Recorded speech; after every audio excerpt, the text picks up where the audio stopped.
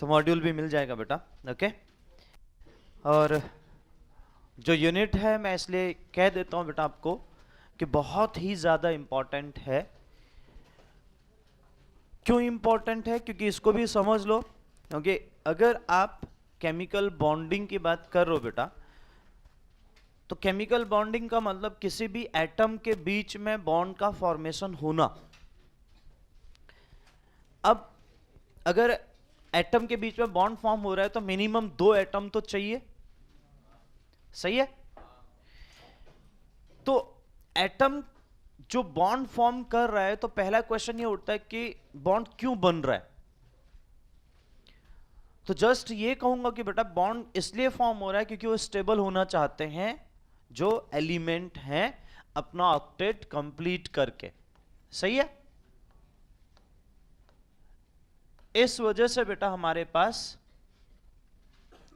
वो बॉन्ड का फॉर्मेशन हो रहा है।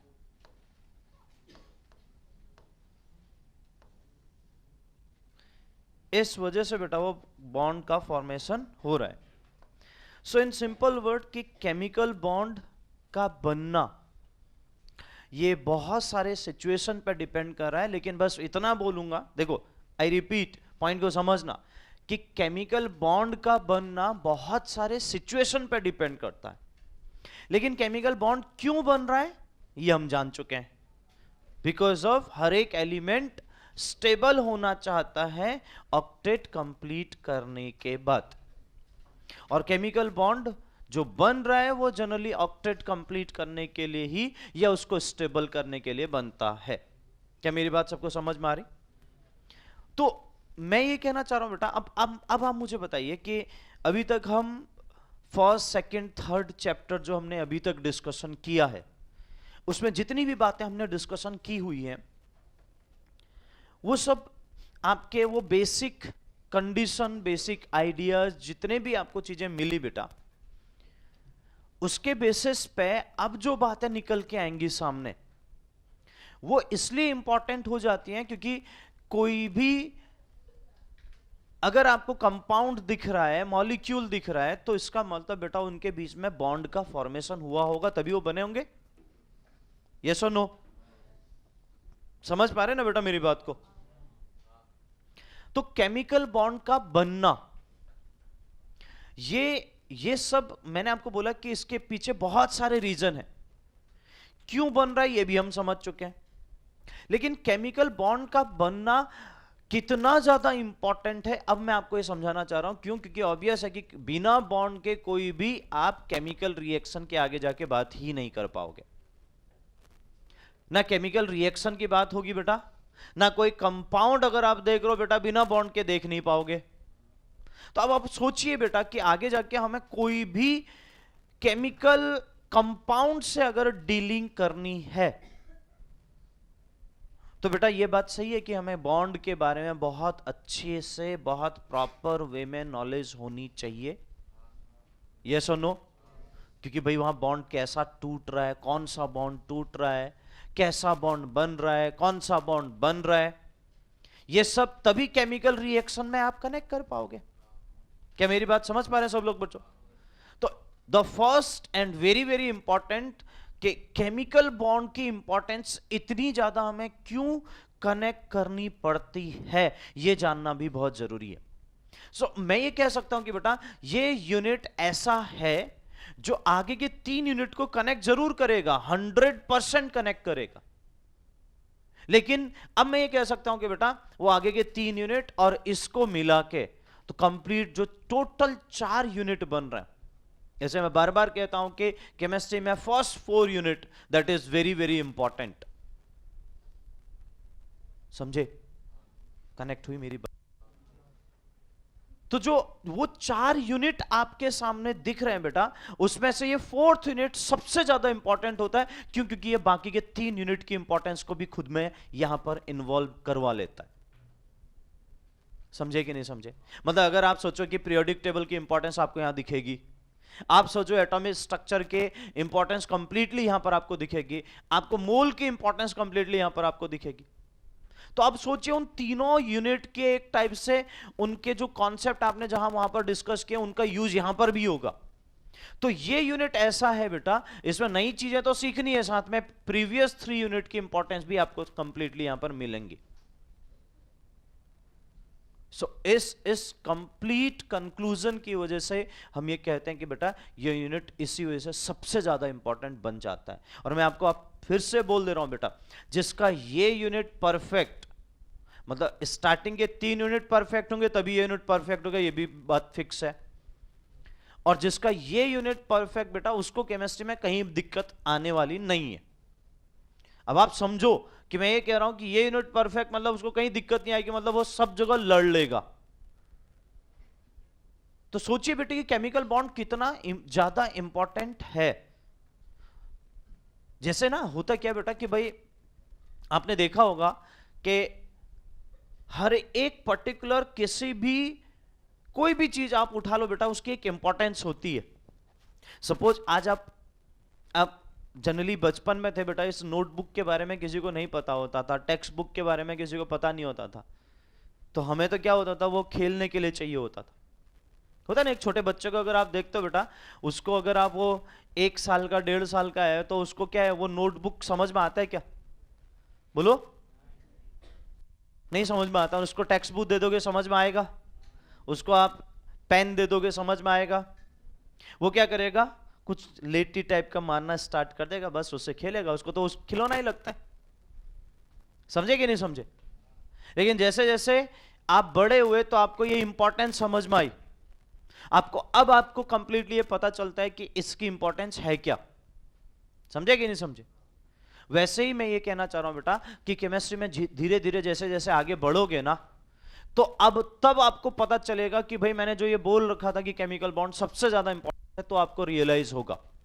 इससे मैं ये कहना चाह रहा हूं बेटा, वो रियलाइज अच्छे वे में हो कि हमने यूनिट परफेक्ट कर रखा है, तो हमें वो अच्छा यूनिट है, इसलिए हमें कोई दिक्कत नहीं हो रही। नहीं तो ऐसा ना हो कि बेटा हम यहां पर बस यूनिट पे ध्यान नहीं दे रहे हैं, पढ़ने से मतलब है, पढ़ लिया खत्म हो गया, और बाद में उसकी इंपॉर्टेंस समझ में आ रही कि भाई हाँ केमिकल बॉन्ड ढंग से किया होता तो कोई दिक्कत नहीं होती। इसलिए मैं कहना चाह रहा हूं कि यहां पर ये ध्यान रखना कि भाई दिमाग हो, ठीक है, आंख कान नाक बहुत अच्छे से खुले होने चाहिए, जो यहां पर कंप्लीटली इससे कनेक्टेड हो, ठीक है ना, ताकि भाई कोई भी कॉन्सेप्ट, मैं आपको फिर से बोल रहा हूं, छोटा सा छोटा कॉन्सेप्ट हो, बड़ा सा बड़ा कॉन्सेप्ट हो, वो आपके यहां से स्किप ना हो। Got it everyone?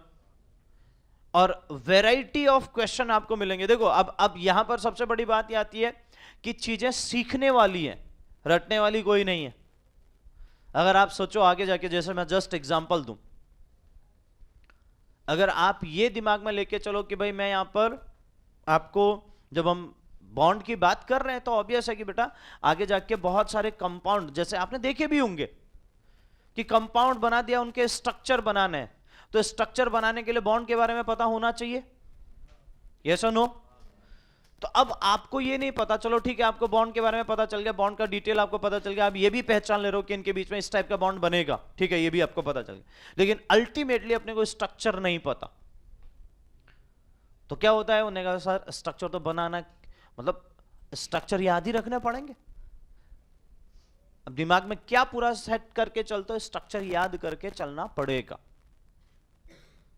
तो मेरा ऐसा नहीं है बेटा, सुनिएगा मेरी बात को बहुत अच्छे से बेटा, जब मैं ये कह रहा हूं कि बेटा कि केमिकल बॉन्ड बहुत ज्यादा इंपॉर्टेंट है पूरी होल केमिस्ट्री के लिए, तो ऐसा तो नहीं कि केमिस्ट्री में 2-4 स्ट्रक्चर हैं, चलो 10 हैं याद कर लेंगे, 15 है याद कर लेंगे, 20 है याद कर लेंगे, 50 भी इनको याद कर लेंगे, चलो 100 है याद कर लेंगे। लेकिन मैं तो यहां कह रहा हूं बेटा स्ट्रक्चर का कोई एंड है ही नहीं, तो कितने याद करोगे बताओ? क्या पॉसिबल है फिर? बोलो, क्या पॉसिबल है बेटा? नहीं ना। तो इंपॉर्टेंस क्या है? सीखना। इंपॉर्टेंस क्या है? स्ट्रक्चर बनाने को सीखना, ना कि स्ट्रक्चर जो बने हुए हैं उनको याद करना। बात समझ लो, दो चीजें, इसलिए मैं फिर से कह रहा हूं यहां पर आगे जाके स्ट्रक्चर जब बात आएगी कंप्लीटली, तो वहां पर दिमाग में ये लेके मत चलना कि भाई स्ट्रक्चर याद कर लेना। स्ट्रक्चर को किस तरीके से बनाना है, उनके लिए जो प्रॉपर वो कंडीशंस है उनको सीखना। वो मैं सब सिखाऊंगा, आपको बस उन चीजों को बहुत प्रॉपर वे में ध्यान में रखना है। इससे मैं आपको बोल रहा हूं, सपोज करो, मैं आपको फिर से बता देता हूं, सपोज करिए बेटा केमिकल बॉन्ड में सपोज 500 स्ट्रक्चर हमने बना लिए, और आपने उन 500 स्ट्रक्चर की प्रैक्टिस बहुत सारे तरीके से करके आपने वो 500 स्ट्रक्चर परफेक्ट कर लिए। अब आपको एग्जाम में वो 500 में से कोई भी एक स्ट्रक्चर मिला, कोई एक नया ही कंपाउंड दे दिया। आपने इतनी मेहनत करी कि भाई स्ट्रक्चर बनाए बनाए 500 स्ट्रक्चर दिमाग में रखे, अल्टीमेटली वो स्ट्रक्चर में से कोई भी एक स्ट्रक्चर को वहां मिला ही नहीं। तो यही सोचोगे ना लास्ट में, अरे यार इतनी मेहनत करी उसके बाद भी इसमें से एक भी स्ट्रक्चर नहीं आए, हाँ कि ना? अरे समझे? और बहुत सारे लोगों ने तो 500 स्ट्रक्चर रट भी डालोगे, सही है? बहुत सारे लोगों ने तो 500 स्ट्रक्चर रट भी डालोगे ना, चलो भाई याद कर लेंगे, कोई दिक्कत नहीं। तो बेटा कोई रिजल्ट नहीं मिलेगा अगर आपको वो 500 स्ट्रक्चर में से एक भी नहीं मिला, ऐसा स्ट्रक्चर या ऐसा कंपाउंड बना दिया जो अलग ही है, जिसे हम 501 के नाम से जाना कि भाई एक हमारा नया स्ट्रक्चर और हमें दिखा, या एक नया कंपाउंड हमें और दिखा।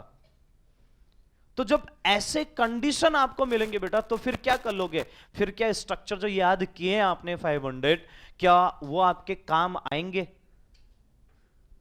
तो मैं ये कहना चाह रहा हूं बेटा, काम क्या आएगा कि हर एक स्ट्रक्चर किस तरीके से ड्रॉ करना है, उस पर डिपेंड कैसे होना है, उसके बेसिस पे हमें चलना है कि स्ट्रक्चर किस तरीके से ड्रॉ करेंगे और स्ट्रक्चर क्या होगा। वो जो चीजें सीखनी है वो इंपॉर्टेंट है, ना कि स्ट्रक्चर को लर्न करना।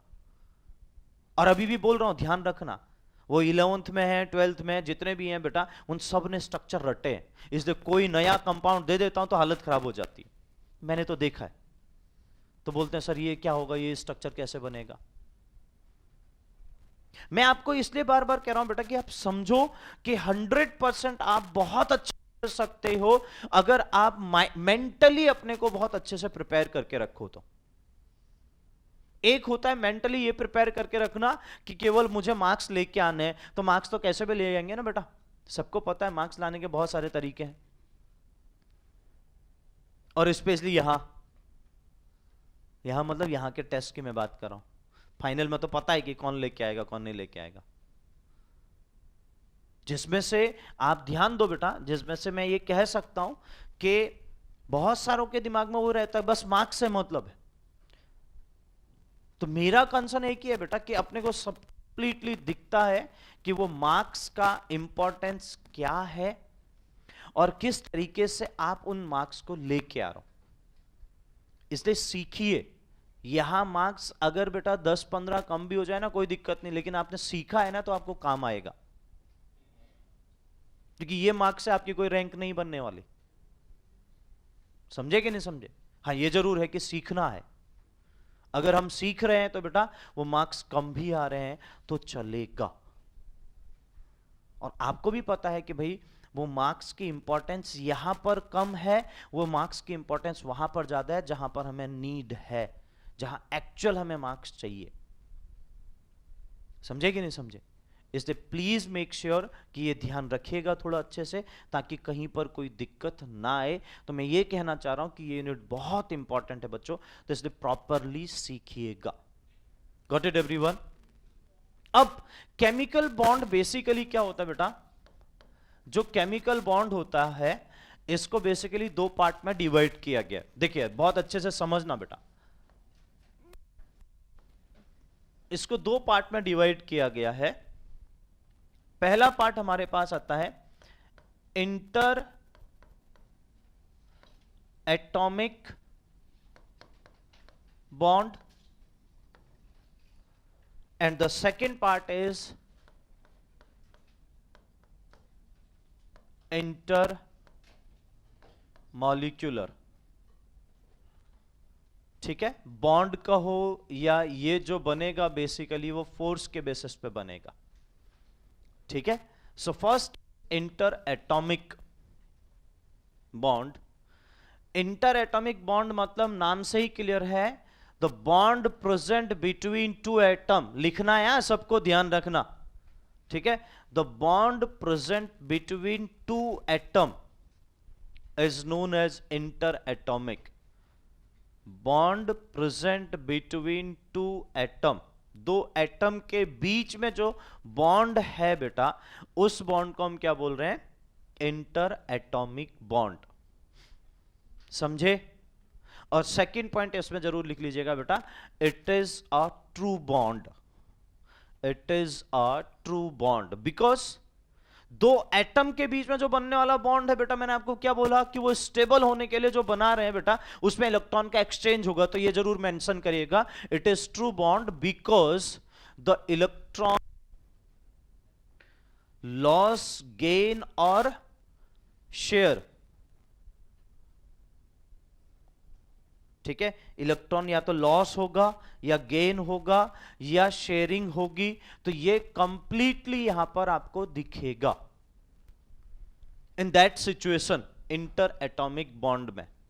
इंटर एटॉमिक बॉन्ड में ऐसा प्रॉपरली आपको दिखने वाला है बच्चों। Understood everyone? क्या मेरी बात सब लोग समझ पा रहे हैं? यस और नो? एंड इंटरमॉलिक्यूलर बॉन्ड में अगर हम जाएं तो यहां पर आप लिख सकते हो कि बेटा bond present between two molecule, bond present between two molecule. And the second point is it is not true bond. It is not true, ये कोई ट्रू बॉन्ड नहीं है। दो मॉलिक्यूल के बीच में बनने वाला जो बॉन्ड है बेटा, उसी को हम क्या बोल रहे हैं? Intermolecular bond. It is not true. अब नॉट ट्रू के पीछे इसका रीजन क्या होगा? Because it can not donate, share और accept electron. Because it can not donate, accept और share electron. Understood everyone? Understood everyone? यहां कोई शेयरिंग नहीं हो रही है बेटा, ना कोई इलेक्ट्रॉन डोनेट हो रहा है, ना कोई इलेक्ट्रॉन गेन कर रहा है, ना शेयर हो रहा है, ना एक्सेप्ट कर रहा है, ना बेटा डोनेट की बात हो रही है। यहां केवल और केवल हमारे पास वो दो मॉलिक्यूल के बीच में अट्रैक्शन फोर्स की वजह से वो पार्शियल बॉन्ड कैरेक्टर इनिशिएट होता है, जिसे हम वहां पर इंटरमॉलिक्यूलर फोर्सेस कह देते हैं। Understood everyone? और इसी वजह से उसको आप इंटरमॉलिक्यूलर बॉन्ड भी कह सकते हो। ओनली अट्रैक्शन, ठीक है, जो ऑलरेडी मैं आपको इंटरमॉलिक्यूलर फोर्सेस के बारे में बेसिकली आपको समझा चुका हूं, बताया था ना, वंडरवॉल फोर्स, ठीक है ना।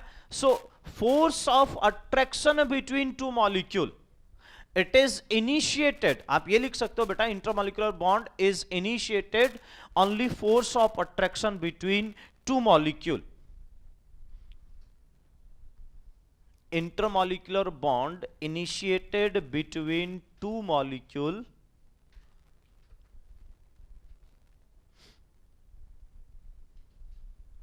only based on force of attraction।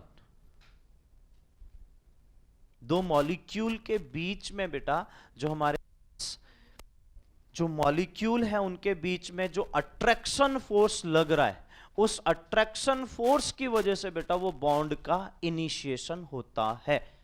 But it is not a true, जो ऑलरेडी आपने लिखा है कि ये ट्रू बॉन्ड नहीं हो सकता, क्योंकि यहां इलेक्ट्रॉन के एक्सचेंज या शेयरिंग या डोनेट गेन की बात नहीं होती है। क्या मेरी बात सबको कनेक्ट हो रही है बच्चों? हाँ बिल्कुल, मैंने ये, हाँ उसी वजह से बेटा ना, ठीक है। तो फोर्स ऑफ अट्रैक्शन की वजह से इस बॉन्ड का इनिशिएशन हो रहा है, ये मैं बोल चुका हूं ना ऑलरेडी आपको, ठीक है। तो मतलब फोर्स ऑफ अट्रैक्शन की वजह से ऐसा हो रहा है। Understood everyone? So it is not a true, तो इसको हम अलग से बाद में डिस्कशन करेंगे, हमारे लिए ये इंपॉर्टेंट है, पहले हम इस पॉइंट के बात करेंगे। Got it everyone? क्या मेरी बात सबको समझ में आ रही? तो बेटा इसके अंदर जो हमारे पास है इंटर एटॉमिक बॉन्ड में भी हमारे जो आते हैं वो पहला टाइप हमारे पास है आयनिक बॉन्ड। अब हम प्रॉपरली उन कंडीशन में आ रहे हैं। आयनिक बॉन्ड, दूसरा हमारे पास आता है बेटा, ठीक है, covalent bond.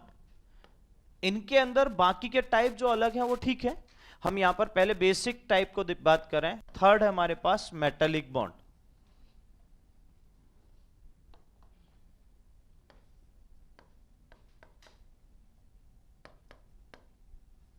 Metallic bond, okay.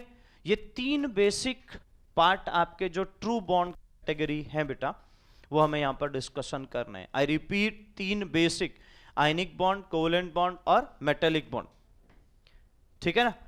और यहां पर तो आपको पता ही है बेटा कि वो वंडरवॉल फोर्स के बेसिस पे बन रहा है, तो इसलिए आप उसको वंडरवॉल बॉन्ड भी बोल सकते हैं। जो भी आपको बाकी नेम लेने बेटा, वो सब सेकेंडरी पार्ट है, और उसमें टाइप्स में हम बाद में ही डिस्कस करेंगे। मैं इसलिए यहां पर उनके टाइप्स की बात नहीं करूंगा, क्योंकि वो बहुत सारे टाइप्स के हैं, वो हम इंडिविजुअल जब पढ़ेंगे तो वहां पर डिस्कशन करेंगे। Got it everyone? क्या मेरी बात सबको समझ में आई? सो फर्स्ट कंडीशन बेटा कि भाई हमारे पास जो केमिकल बॉन्ड है उसको दो पार्ट में डिवाइड किया गया बेटा, एक इंटर एटॉमिक बॉन्ड, दूसरा intermolecular bond. Inter atomic bond जो होता है बेटा हमारे पास वो ट्रू बॉन्ड होता है, बिकॉज दो एटम के बीच में बनने वाला जो बॉन्ड है वो प्रॉपर बॉन्ड बनाता है बेटा, बिकॉज वो स्टेबल होना चाहता है, और वहां इलेक्ट्रॉन का एक्सचेंज होता है। एक्सचेंज में सभी कैटेगरी आ जाएंगी, या डोनेट करेगा, या गेन करेगा, या शेयर करेगा, सब कुछ आ जाएगा। Got it everyone? And intermolecular bond जो होते हैं बेटा हमारे पास, वो ऐसे बॉन्ड होते हैं जहां पर एक्चुअली जो बॉन्ड है वो प्रॉपर बॉन्ड नहीं बनता है। It is not form a true bond. Understood everyone? ये केवल और केवल फोर्स ऑफ अट्रैक्शन की वजह से एक पार्शियल बॉन्ड का इनिशिएशन करता है, जिसे हम वंडरवॉल फोर्स के नाम से भी जानते हैं। क्या मेरी बात सबको समझ में आई? और इंटर एटॉमिक जो बॉन्ड होते हैं, इंटर एटॉमिक जो बॉन्ड होते हैं बेटा, वो बेसिक तीन टाइप के होते हैं, ionic bond, covalent bond and metallic bond. याद रहेगा कौन कौन से? ठीक है, तीन बेसिक आपके टाइप यहां पर चलेंगे, जो आपके आयनिक बॉन्ड है, कोवेलेंट बॉन्ड है, और हमारे पास मेटेलिक बॉन्ड है। Got it everyone? इन तीन बेसिक टाइप को हमें यहां पर प्रॉपरली डिटेल में डिस्कशन करना है, और ये तीनों के तीनों इंपॉर्टेंट हैं बेटा। मैं फिर से आपको समझा दूं, तीनों के तीनों बहुत इंपॉर्टेंट है। आपको बेसिक पहले वो थीम को समझना पड़ेगा, किसकी क्या इंपॉर्टेंस है, वहां तीनों के बारे में अपन डिस्कशन करेंगे बेटा प्रॉपरली, वन बाय वन, ठीक है, क्योंकि तीनों के तीनों बहुत ज्यादा इंपॉर्टेंट है। मैं फिर से आपको बोल दूं, और तीनों में से अगर मैं बात करूं तो सबसे ज्यादा इंपॉर्टेंट अगर मुझसे पूछो बेटा, तो मैं ये कहूंगा बेटा हमारे पास कोवेलेंट बॉन्ड सबसे ज्यादा इंपॉर्टेंट, जिससे पूरा केमिकल बॉन्ड बना है एक टाइप से। मतलब आप ये मान के चलो 90% जो पार्ट दिखेगा आपको वो कोवेलेंट बॉन्ड वाला पार्ट दिखेगा, बाकी का 10% में आयनिक और आपका मेटेलिक तो आपका 2 से 3% होगा, ठीक है, बाकी का आयनिक बॉन्ड ही रहेगा, और सबसे ज्यादा इंपॉर्टेंस बेटा आपका कोवेलेंट बॉन्ड का। Got it everyone? क्या इतनी बात सबको समझ में आई? अब बेटा हमारे पास सबसे पहले पहला पॉइंट आता है बेटा कि हाउ टू, देखो अब मैं आप प्रॉपरली मूव कर रहा हूं वहां पर कि ये क्वेश्चन ही उठता, how to form chemical bond, ठीक है।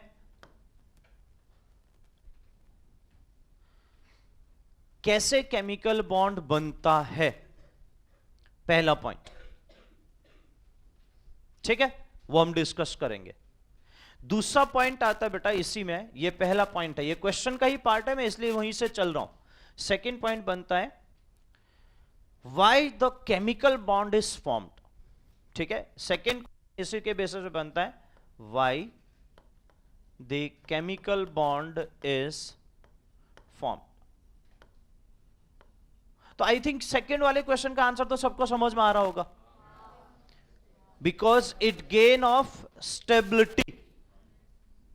समझे कि नहीं समझे? तो वो पूरा स्टेबल होने के लिए वो कंडीशन दिखाएगा। तो यहां पर सबसे पहले ध्यान रखिएगा बेटा, इसका आंसर अपन बाद में लिखेंगे, अभी मत लिखिएगा, ठीक है ना। लेकिन ये दो क्वेश्चन बेसिकली बनते हैं। तो पहले क्वेश्चन को हम उठाते हैं और पहले क्वेश्चन को अगर हम समझ जाए ना तो हमारे दूसरे क्वेश्चन का आंसर उसी के कनेक्टेड होगा। हम ये जान तो चुके हैं सेकंड का, अगर हम जनरल आंसर हमसे कोई पूछे तो हम यही कहेंगे कि भाई बिकॉज इट गेन स्टेबिलिटी।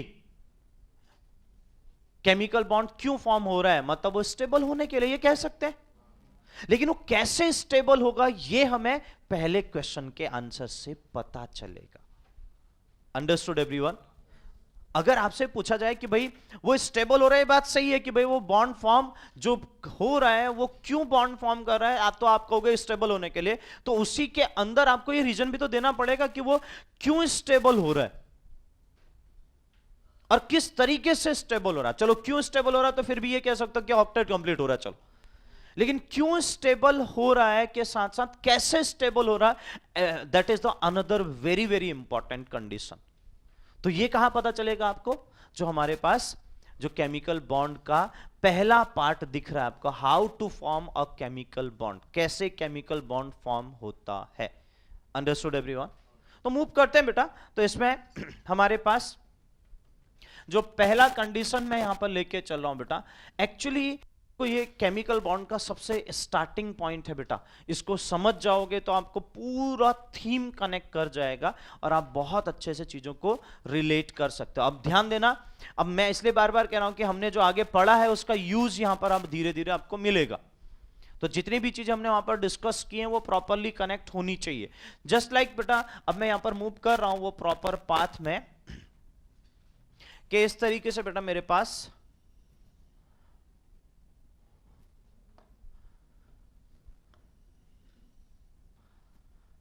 ठीक है, इस तरीके से मैं कंप्लीटली मूव करना चाह रहा हूं। होता क्या है बेटा, सबसे पहले ध्यान दीजिएगा और मैं इसलिए आपको समझाना चाह रहा हूं कि वो पॉइंट बहुत अच्छे से समझिएगा। कि अगर आप ध्यान दो बेटा, मेरे पास दो एटम हैं। मैं यहां ड्रॉ करने से पहले थोड़ा सा आपको विजुलाइज करवा दूं। अगर दो एटम है उनके बीच में बॉन्ड बनना चाहेगा तो दो एटम भाई कहां पर, मुझे ही नहीं होगा ना, मुझे दिख तो नहीं रहे।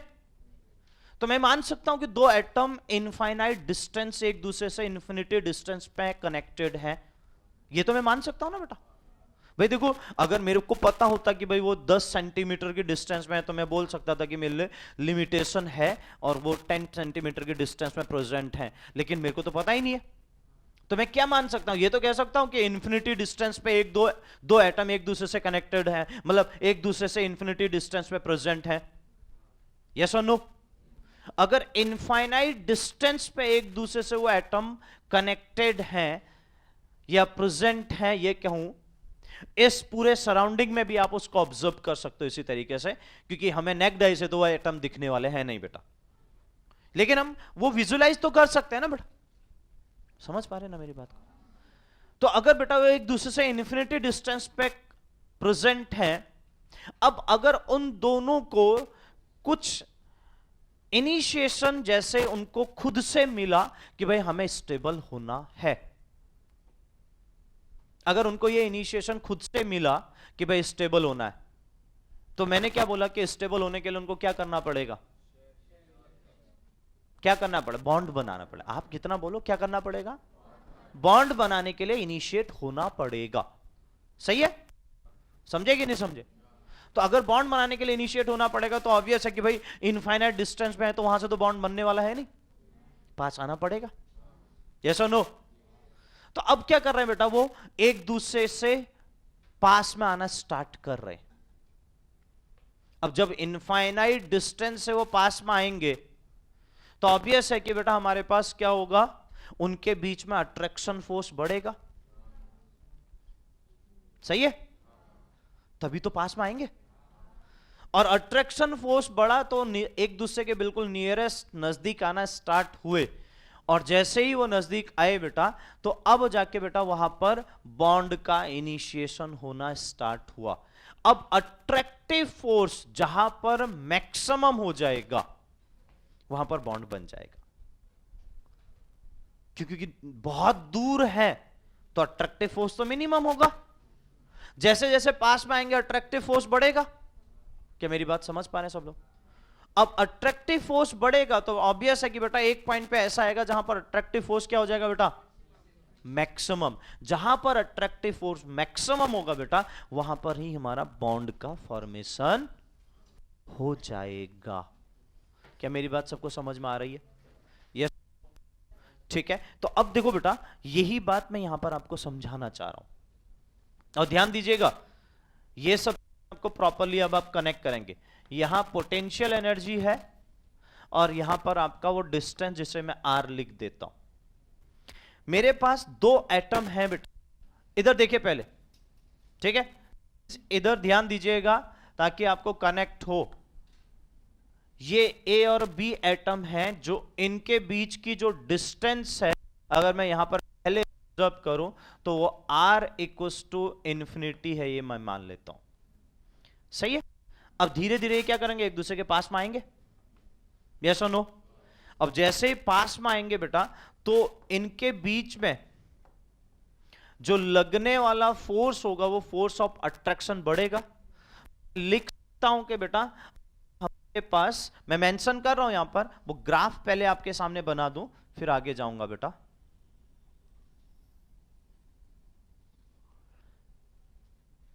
सबसे पहले बेटा ये एक दूसरे के पास में आना स्टार्ट कर रहे हैं, तो बेटा इनके बीच में, मतलब ए और बी अगर एक दूसरे के पास में आ रहे हैं, तो बेटा अट्रैक्शन फोर्स बढ़ रहा है, ये देखोगे। अब बढ़ते बढ़ते अट्रैक्शन फोर्स आपका क्या होगा बेटा? मैक्सिमम होगा। मैक्सिमम होगा तो यहां पर अगर आप ध्यान दे रहे हो तो ये पोटेंशियल एनर्जी इस पॉइंट पर आपकी क्या हो जाएगी बेटा? मिनिमम। क्या मेरी बात सबको समझ में आ रही? अगर पोटेंशियल एनर्जी मिनिमम होगी तो यहां पर जो बॉन्ड बनेगा, यहां जो बॉन्ड बनेगा बेटा इस पॉइंट पे, ठीक है, इस पॉइंट पे जो बॉन्ड बनेगा वो सपोज करो बेटा ए और बी के बीच में बॉन्ड बन चुका है, और ये इसी बॉन्ड को हम बोलेंगे बेटा ये इसका बॉन्ड लेंथ होगा। ये क्या होगा? Bond length. जो ये ए और बी के बीच की बॉन्ड दिख रहा है आपको, ये इसी को मैंने ये बोला है कि ये बॉन्ड लेंथ होगा, और इसे हम बोलेंगे बेटा ये बॉन्ड एनर्जी होगा। क्या होगा? Bond energy. अब देखो इसको समझना बहुत अच्छे से, क्योंकि अगर आप समझे नहीं तो बेटा ये चीजें सब खत्म हो जाएंगी। ये केवल रटने वाला नहीं है, मैं फिर से आपको बोल दूं, वेरी वेरी इंपॉर्टेंट, और यही इनिशिएशन है। अब ऐसा क्यों होता है बेटा? मैं एक आपको फॉर्मूला लिख रहा हूं बेटा, बताइए मुझे। हमने वहां पर एटॉमिक स्ट्रक्चर में पोटेंशियल एनर्जी का फॉर्मूला डिस्कस किया था। What is the formula of the potential energy? Atomic structure की मैं बात कर रहा हूं बेटा। एटॉमिक स्ट्रक्चर में हमने एक परफेक्ट माइनस के Z E square upon R, याद है? या खाली बस एक ने बोला तो उसमें हाँ पे हाँ मिलाना है हमें? तो कितने लोगों को याद है दिल पर हाथ रख के? अब तो राम राज्य है बेटा, राम जी की कसम है।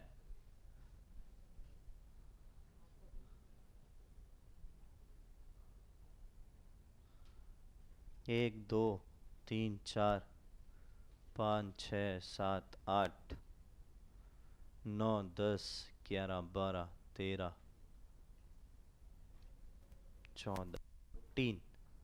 अब देखो बेटा इतने में से केवल 14 लोग। अब ध्यान दो कि मैंने क्या बोल रखा था कि उन यूनिट की इंपॉर्टेंस अभी भी बोला और पहले भी बोल रहा हूं कि बेटा उन फॉर्मूले याद होने चाहिए।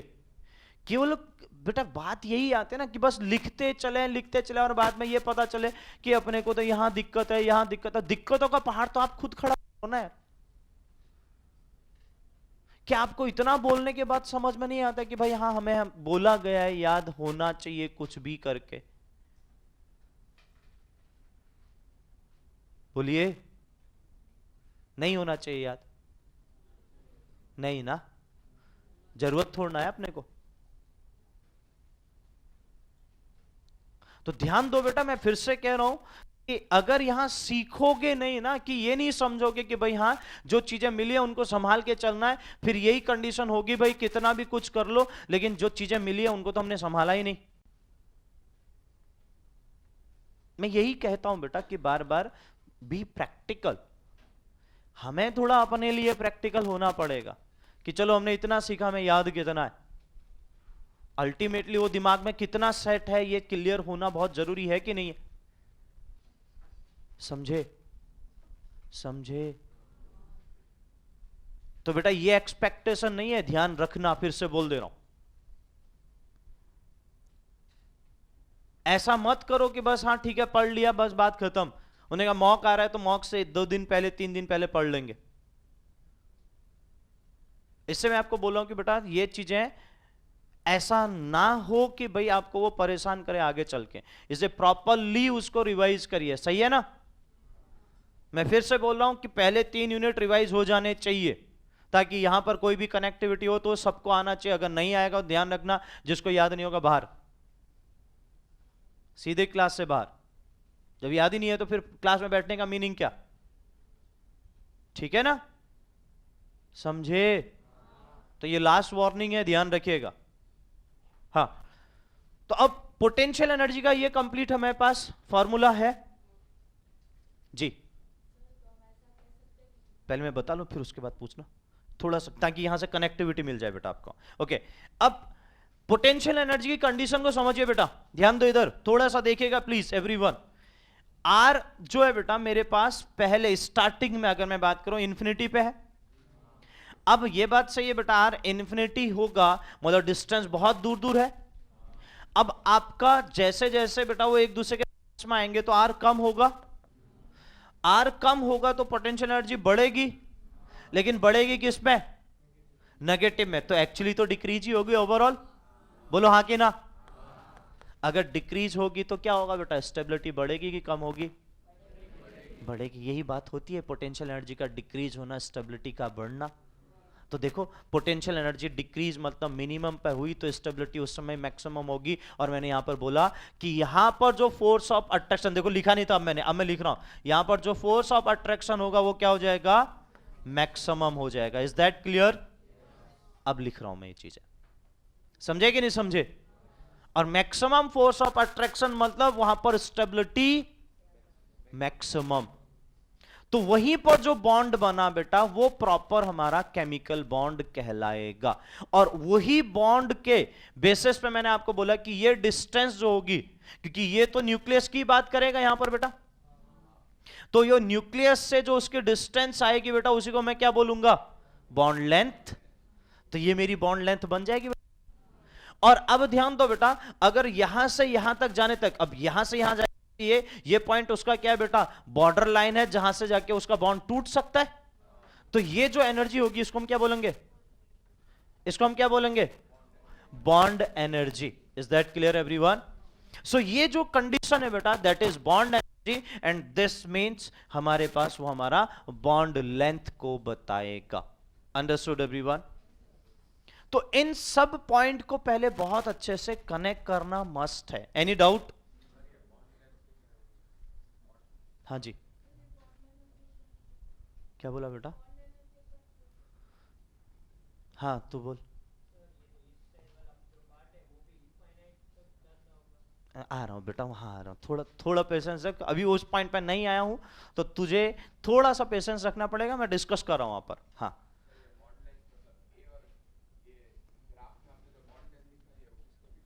ए और बी के बीच में ऑब्वियस है, मैंने ये बात कहा कि इसी को मैं प्रेजेंट कर रहा हूं। अब अभी तक हमने बात कही कि ये क्या होगा बेटा? न्यूक्लियस। तो न्यूक्लियस से वहां तक की डिस्टेंस जहां पर मिनिमम पोटेंशियल एनर्जी होगा वो लाइन को पकड़ूंगा। पोटेंशियल एनर्जी मिनिमम मतलब फोर्स ऑफ अट्रैक्शन मैक्सिमम। तो न्यूक्लियस से वहां तक की डिस्टेंस, अब इससे ज्यादा अट्रैक्शन तो होने वाला है नहीं, तो यही डिस्टेंस मेरी क्या कहलाएगी बेटा?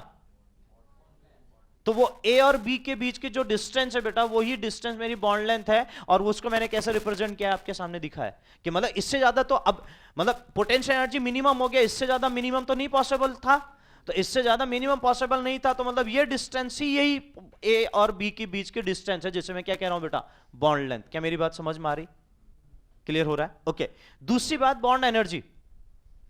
अब मुझे एक चीज बताइए बेटा, पोटेंशियल एनर्जी यहां मिनिमम हो गई। अगर मिनिमम होगा, मिनिमम से लेके इस बॉर्डर लाइन तक, ये इसकी बॉर्डर लाइन है जहां पर वो एटम सेपरेटली प्रेजेंट थे पहले, तो मुझे सेपरेट करने के लिए, उन दोनों एटम को फिर से सेपरेट करने के लिए कितनी एनर्जी देनी पड़ेगी? इतनी एनर्जी देनी पड़ेगी कि नहीं देनी पड़ेगी, बताओ, हाँ कि ना? तो जो ये एनर्जी देनी पड़ी, उस एनर्जी को हम क्या बोल रहे हैं? Bond energy.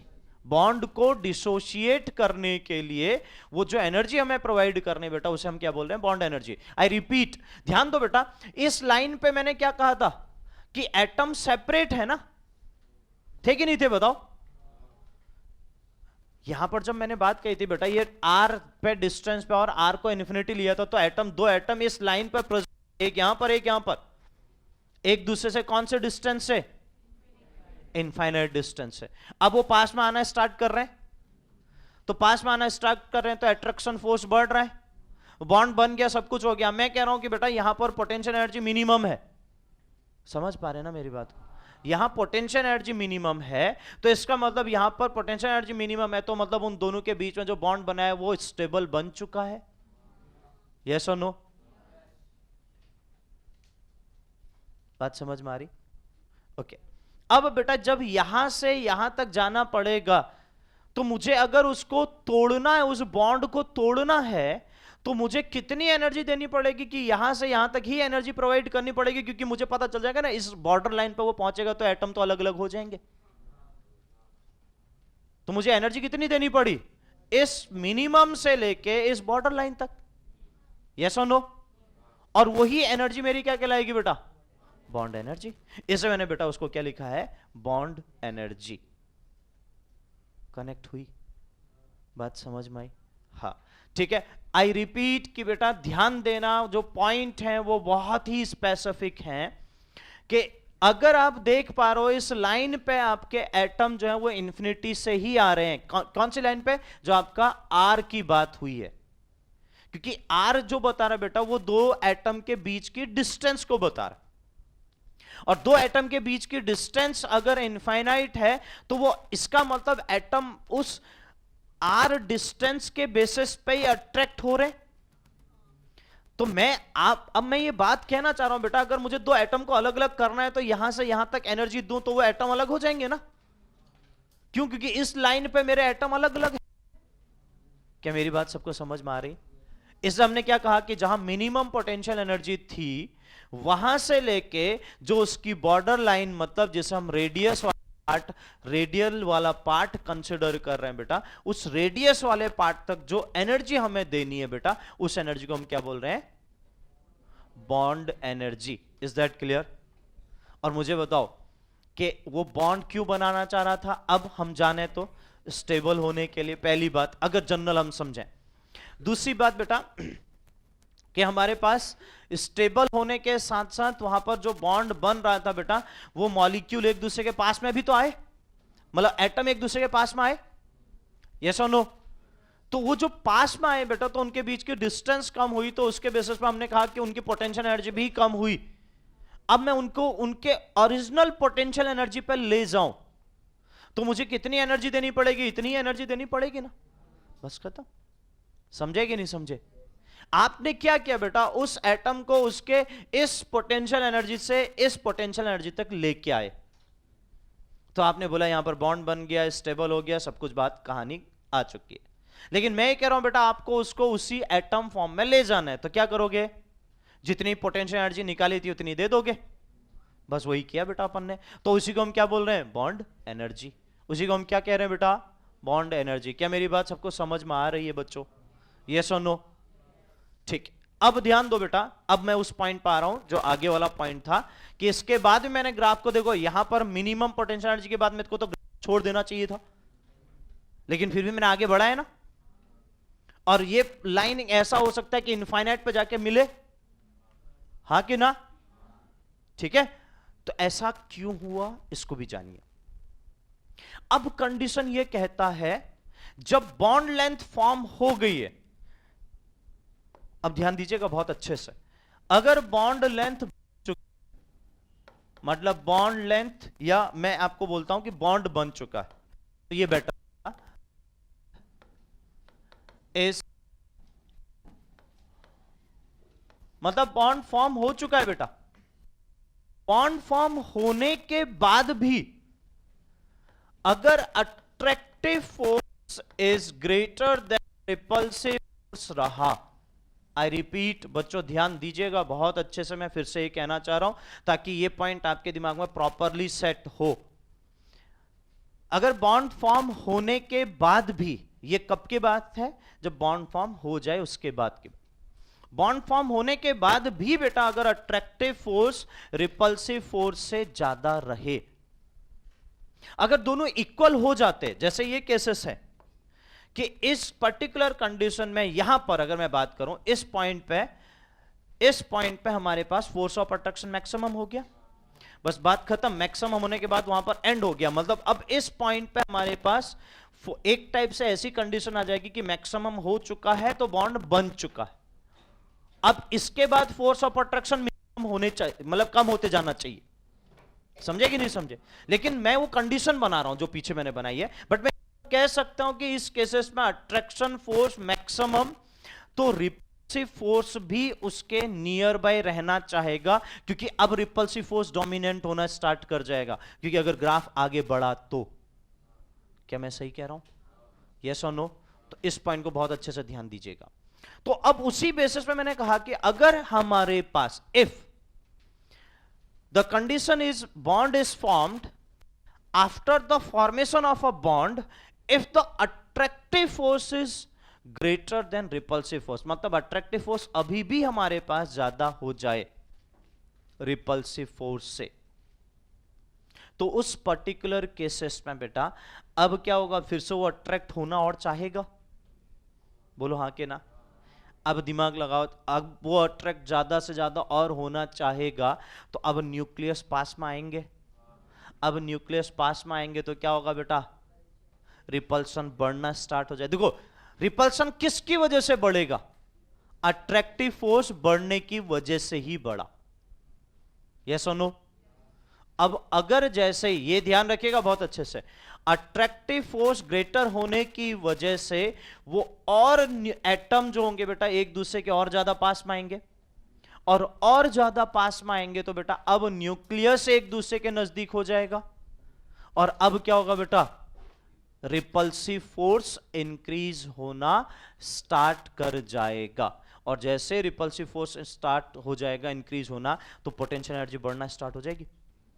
इसलिए वो ग्राफ अगर आपको दिख रहा है बेटा, वो ग्राफ अब इसलिए हमने फिर से ऊपर को इंक्रीज किया हुआ है कि बेटा अगर हमारे पास इसके बाद भी अगर अट्रैक्टिव फोर्स, इसलिए मैंने लिखा है मैक्सिमम हो जाना चाहिए यहां पर, फिर मतलब इसके बाद फिर अब यहां से मैक्सिमम की बात आगे नहीं कर पाएंगे हम अट्रैक्टिव फोर्स के लिए। क्या मेरी बात सबको समझ में आ रही है?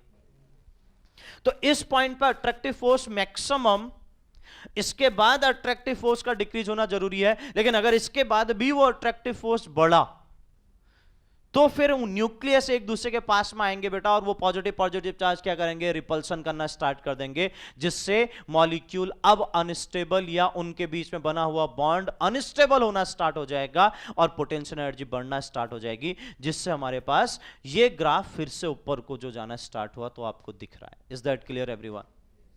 यस और नो?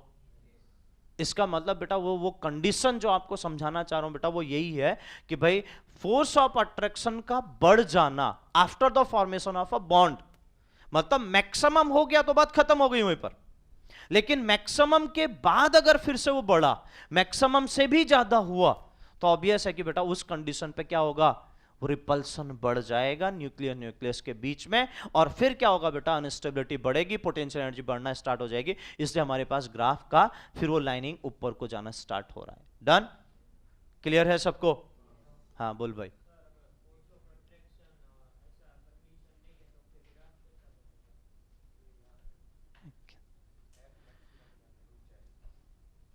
ये पहले ही बोल चुका हूं कि बेटा ग्राफ यहीं पर रुक जाना चाहिए, लेकिन अगर बढ़ा तो हमने तो यही देख के चलना है ना कि सभी सिनारियों को साथ में लेके चलना है ना। मैं किसी ये तो नहीं कह रहा हूं कि ए और बी हमारे पास यही एटम है, कोई मेरे फिक्स एटम तो है नहीं, कोई भी एटम हो सकता है ए बी, कहीं पर रिपल्सन फोर्स बढ़ भी सकता है। और कब बढ़ेगा? जब अट्रैक्शन फोर्स मैक्सिमम के बाद भी स्टार्ट होगा।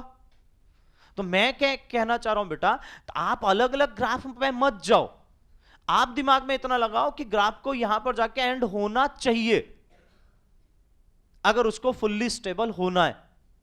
लेकिन अगर ग्राफ इसके बाद भी आगे बढ़ रहा तो उसके पीछे रीजन मैंने आपको बता दिया। क्या रीजन है? कि बेटा वो दोनों के दोनों हमारे पास फिर से अट्रैक्ट कर रहे हैं, वो मैक्सिमम से भी अट्रैक्शन फोर्स को बढ़ा दे रहे हैं।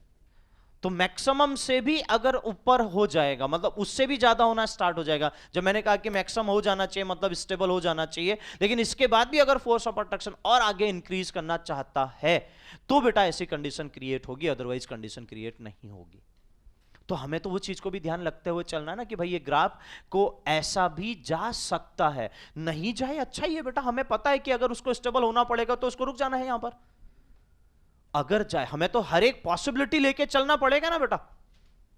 अरे समझे ना मेरी बात को? तो इसलिए वो पॉसिबिलिटी को कनेक्ट करिएगा जो मैं आपको समझाना चाह रहा हूं। क्या मेरी बात कनेक्ट हुई सबको? तो इसलिए यहां पर कंडीशन क्या होती है बेटा कि वो ग्राफ आगे इसी वजह से बढ़ना चाहता है अगर उसके बाद फोर्स ऑफ अट्रैक्शन हाई हो तब।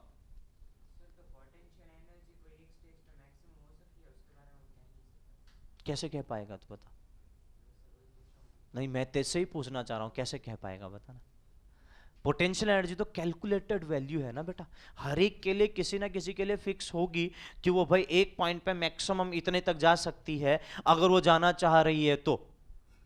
लेकिन ये देख के बताना ये तो बहुत डिफिकल्ट हो जाएगा ना। ये तो वो कैलकुलेटेड वैल्यू है जो वहां से आपको दे सकता है। अब आपको बताओ ना, यहां पर देखो फॉर्मूला है भाई, के कांस्टेंट है, जेड आपको पता है उस पर्टिकुलर एटम का एटॉमिक नंबर, चार्ज आपको पता है बेटा, आर आपको मिल जाए उन दोनों के बीच के डिस्टेंस एटम के बीच में, तो पोटेंशियल एनर्जी तो निकाल ही सकते हो ना। समझे कि नहीं समझे? और हमने पोटेंशियल एनर्जी कैलकुलेट भी किया था यार, समझे? ठीक है ना। तो यहां मतलब अब मुझे एटॉमिक स्ट्रक्चर में तो मत ले जाओ यार, सही है कि नहीं है? तो ऑलरेडी वो चीजें डिस्कस कर चुका हूं कि भाई पोटेंशियल एनर्जी तो डिपेंड करता है ना सिचुएशन में, क्योंकि वो कैलकुलेटेड पार्ट है बेटा, मैं उसमें तो कोई जजमेंट कर ही नहीं सकता हूं ना बिना वैल्यू के। हाँ इतना जरूर है बेटा कि मैं ये कह सकता हूं कि अगर दो अलग अलग कंपाउंड या मॉलिक्यूल दिए, दोनों की पोटेंशियल एनर्जी हमें दी है, तो जिसकी पोटेंशियल एनर्जी ज्यादा रिलीज हुई होगी नेगेटिव में वो स्टेबल ज्यादा होगा। मैं कंपैरिजन जरूर कर सकता हूं, बात समझ में आ रही सबको? लेकिन ये कहना कि बेटा किसकी पोटेंशियल एनर्जी ज्यादा रिलीज होगी किसकी कम होगी, ये डिपेंड कर देगा कंप्लीटली उसकी वैल्यू पर। और वो कैसे? वो इस फॉर्मूले से आप निकाल सकते। समझे? समझे कि नहीं समझे? तो ये जेई में एडवांस में क्वेश्चन भी बना है। अब आप ध्यान दो बेटा, अगर जिसको समझ में आ रहा है तो यही पूरा केसेस है, इसको उसने थोड़ा सा मोल के साथ कनेक्ट करके क्वेश्चन बना के रख दिया। यही कंडीशन है, फॉर्मूला ये है, दूसरा मोल से उसको कनेक्ट करके क्वेश्चन बना के उठा के रख दिया और जेई एडवांस में क्वेश्चन आ गया, ग्राफ ऐसा ही दिया है। क्या होता है कि भाई अगर अपने को फॉर्मूला क्लियर नहीं है, चीजें पता नहीं है, तो फिर अपने को क्वेश्चन ही नहीं बनने वाला। जबकि मैंने आपको बोला इसके अलावा कुछ नहीं करेगा, केवल ये कंडीशन है, दूसरा आपका मोल वाला पार्ट है, दोनों को कनेक्ट करना है, आंसर आ जाना है सीधे सीधे। समझे? वहां H2 के लिए उसने क्वेश्चन बना रखा है। क्लियर हुआ सबको?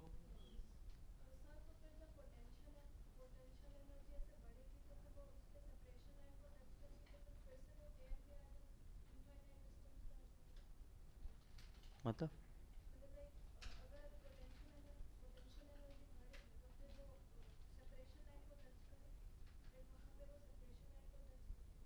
बेटा टच करने से मुझे कोई मतलब, मैं तो क्या कह रहा हूं बेटा, अब बन चुका है फिर भी उनके बीच में अट्रैक्शन हो रहा है, मैं तब की बात कर रहा हूं।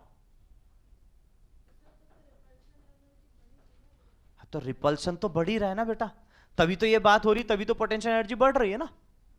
तो यहां से मुझे कोई मतलब नहीं कि भाई वहां सेपरेट हुआ कि नहीं हुआ, सेपरेट तो उसको ऑटोमेटिकली होना ही पड़ेगा ना एक कंडीशन पे पहुंच के, क्योंकि ऑब्वियस है कि वहां रिपल्शन इतना ज्यादा बढ़ जाएगा। लेकिन मैं आपको बता रहा हूं कि ग्राफ क्या कहना चाह रहा है, आप ग्राफ को क्यों नहीं रीड कर रहे हो यार? समझे कि नहीं समझे? आप ग्राफ को रीड करिए बेटा, ये ग्राफ ये कह रहा है कि अगर वो ऊपर जाएगा तो क्यों जाएगा। बात समझ में आ रही? क्या कहना चाह रहा हूं बेटा, ये अलग है, ये कंडीशन अलग है, दो चीजें अलग अलग समझाना चाह रहा हूं। आप क्यों उनको मिक्स कर रहे हो? आई बात समझ में? दो चीजें बिल्कुल अलग अलग हैं बेटा। एक बॉन्ड एनर्जी अलग है, जो बॉन्ड बन चुका है मुझे तोड़ने के लिए एनर्जी देनी है, मतलब स्टेबल है, मुझे अनस्टेबल करना है खुद से। एक क्या हो रहा है बेटा, बॉन्ड बनने के बाद भी और ज्यादा अट्रैक्ट होना चाहते हैं। तो वो केसेस बेटा आपको मैं समझाना चाह रहा हूं, उसके बेसिस पे वो ग्राफ की बात जो हो रही है वो ग्राफ आपको कनेक्ट कर रहा है। ठीक है? हाँ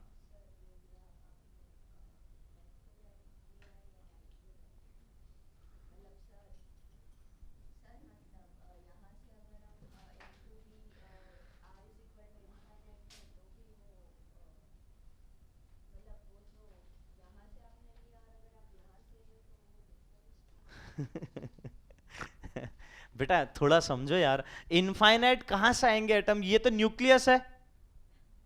ये अगर इसको मैं न्यूक्लियस मान रहा हूं बेटा, उन दोनों के लिए के ओवरलैप होके ये फाइनल उस न्यूक्लियस में कन्वर्ट हो रहे हैं, तो बेटा इनफाइनाइट कहां होगा? वो आर जितना बढ़ेगा उतना इंफिनिटी पे रहेंगे कि नहीं रहेंगे?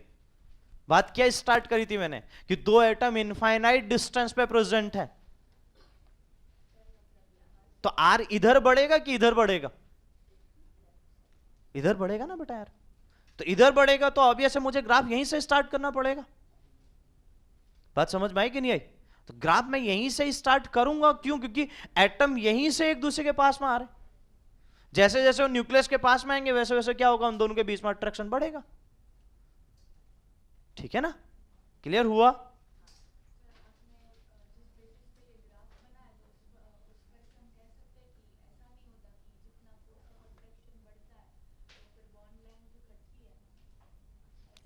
देखो वो तब तक होगा, फोर्स और अट्रैक्शन बढ़ेगा तो बॉन्ड लेंथ की तो बात तब की जाएगी जब बॉन्ड बनेगा। यहां तक तो बॉन्ड बना ही नहीं है बेटा, बॉन्ड तो एक्चुअली यहीं पर बन रहा है। बॉन्ड लेंथ अगर आप डिटरमाइन करोगे तो ये यही पॉइंट है, इसके बाद ये डिस्टेंस आपको बॉन्ड लेंथ बताएगी। तो यहां तक तो बॉन्ड लेंथ, बॉन्ड बना ही नहीं है तो कहां से बॉन्ड लेंथ की बात कर लोगे यार बेटा? हाँ तो रिपल्सन केस अलग बन गया ना, जब तूने रिपल्सन तो बोला ही नहीं, तो ये बोले कि बॉन्ड बनने की बात है। बॉन्ड बनना ही नहीं है बेटा, यहां से यहां तक तो बॉन्ड बना ही नहीं है, बॉन्ड यहीं पर बना है। इसके बाद अगर अट्रैक्शन फोर्स बढ़ेगा तब ऐसा होगा। बॉन्ड लेंथ बढ़ना का मतलब पहले पहले अट्रैक्शन हुआ तो पहले तो वो कम होगी, फिर जब रिपल्सन होना स्टार्ट हुआ बेटा तो टूटेगा, तो फिर पोटेंशियल एनर्जी अपने आप बढ़ना स्टार्ट हो जाएगी। ठीक है ना? वो ग्राफ बता रहा है बेटा, वो मैं नहीं बता रहा हूं। मैं फिर से ये कहना चाह रहा हूं, आप समझिए। Got it everyone? क्लियर है सबको? ठीक है, तो बेटा ये जो बेसिक कंडीशन है पहला, तो अब आप ध्यान दो बेटा इस क्वेश्चन पे, जो हम क्वेश्चन पे मूव कर रहे थे, how to form a chemical bond, ये समझ में आया? इसका आंसर मिल जाएगा। ठीक है, दूसरा point, why the chemical bond is formed. अब बेटा केमिकल बॉन्ड फॉर्म करने के लिए ये कहोगे कि उसकी पोटेंशियल एनर्जी मिनिमम हो रही थी। जहां पर पोटेंशियल एनर्जी मिनिमम होगी वहीं पर हमारे पास केमिकल बॉन्ड फॉर्म होगा। देखो अब हम केमिकली थोड़ा कहेंगे, अब हम वो लॉजिकली थोड़ा सा चीजों को डिस्कशन करेंगे, क्योंकि हम वो कह चुके हैं, समझ चुके हैं, तो मैं लॉजिकली आपको जाऊंगा। Why the chemical bond is formed, तो आप क्या कहोगे कि वहां पर आपका पोटेंशियल एनर्जी मिनिमम हो रहा है, और एक पॉइंट आप लिख सकते हो कि उस कंडीशन में पोटेंशियल एनर्जी जहां पर मिनिमम होगा, ठीक है, मिनिमम लिख देता हूं। और दूसरा पॉइंट बेटा हम ये कहेंगे, to achieve a stable electronic configuration, ये भी पॉइंट लिख लीजिएगा बेटा। To gain a stable electronic configuration.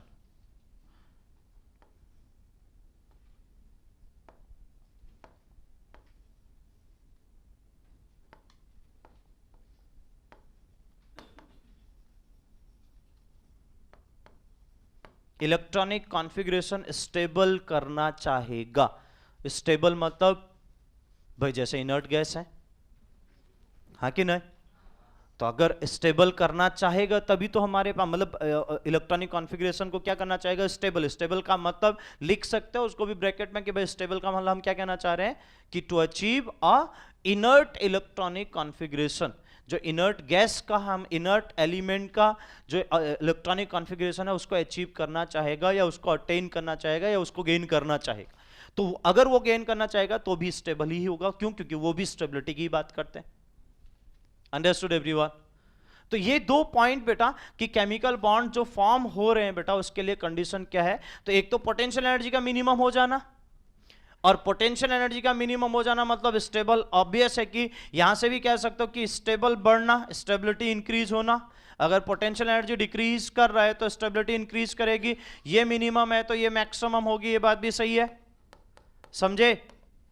और दूसरा पॉइंट मैंने क्या बोला कि ऐसा इलेक्ट्रॉनिक कॉन्फ़िगरेशन को अचीव कर जाना जहां पर वो स्टेबल हो। और वो क्या कहोगे कि भाई वो जैसे इनर्ट गैस के होते हैं, ऑक्टेट कंप्लीट होता है, उस कंडीशन में आ जाना।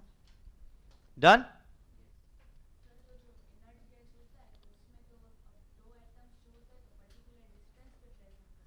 तो वो दो एटम कैसे होंगे? मेरी बात तो सुन बेटा, वो दो एटम कैसे आपस में बॉन्ड बनाएंगे अगर वो स्टेबल है तो ऑलरेडी? उनमें अट्रैक्शन होगा कैसे? पॉसिबल ही नहीं है। वहां पर तो बॉन्ड की बात ही नहीं कर सकते हैं जनरली अगर हम बात करें ना, क्योंकि उसका तो ऑक्टेट कंप्लीट है। भाई जो स्टेबल वो क्यों बॉन्ड बनाना चाहेगा? अच्छे बताओ मुझे, बता कि जो स्टेबल है वो बॉन्ड बनाने के लिए क्यों सोचेगा? कंडीशन अलग है, एक केसेस बनेगा जिसको मैं अभी वर्ड भी यूज नहीं कर रहा हूं, लेकिन आप जनरली समझो कि जिसका ऑक्टेट कंप्लीट है हम यही कहते हैं कि वो स्टेबल है। अगर वो स्टेबल है तो बॉन्ड क्यों बनाना चाहेगा? फिर तो वहां अट्रैक्शन की बात ही नहीं होगी ना कि दो एटम के बीच में वहां अट्रैक्शन हो रहा है कि नहीं हो रहा है। ये कहानी खत्म हो गई ना बेटा। बस वो तो स्टेबल है ना। तो वही तो कह रहा हूं ना कि ये स्टेबल इलेक्ट्रॉनिक कॉन्फ़िगरेशन अचीव करने का मतलब क्या है? इनर्ट जो एलिमेंट है बेटा उनका इलेक्ट्रॉनिक कॉन्फ़िगरेशन को अचीव करने के लिए ले जाना, और उनको अचीव करेगा तो स्टेबल ऑटोमेटिकली हो जाएगा। बात समझ में आई कि नहीं है सबको? यस और नो?